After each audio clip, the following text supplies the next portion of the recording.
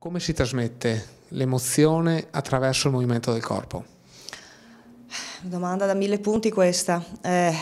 Bisogna crederci, assolutamente, bisogna avere della passione, qualcosa da esprimere, che comunque più o meno tutti hanno, e avere un po' il coraggio di mettersi alla prova, quindi di cercare di far sentire alle persone che ci vedono quello che sentiamo noi dentro quando si balla, insomma, quando ci si muove.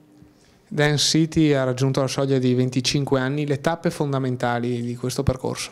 Tanti spettacoli, tanti saggi, specialmente tanti stage, tanti laboratori coreografici, masterclasses, concorsi, di tutto di più, sono tanti anni, quindi sono tanti anni che facciamo un po' di tutto. Le cose più importanti sicuramente sono gli spettacoli di fine anno, che coinvolgono ovviamente tutte le allieve, quindi sia piccoli che grandi, quindi sia a livello principiante che a livello avanzato, e dopo c'è un gruppo selezionato, come più o meno hanno tutti, che lavora in maniera più professionale, che quindi svolge anche concorsi, laboratori coreografici e altre cose, insomma.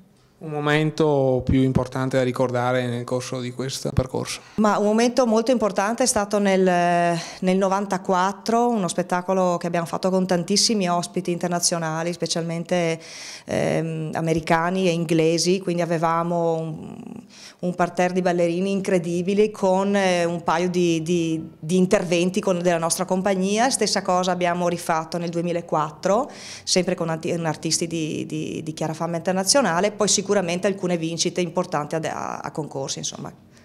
Un consiglio a un giovane che si avvicina per la prima volta alla danza?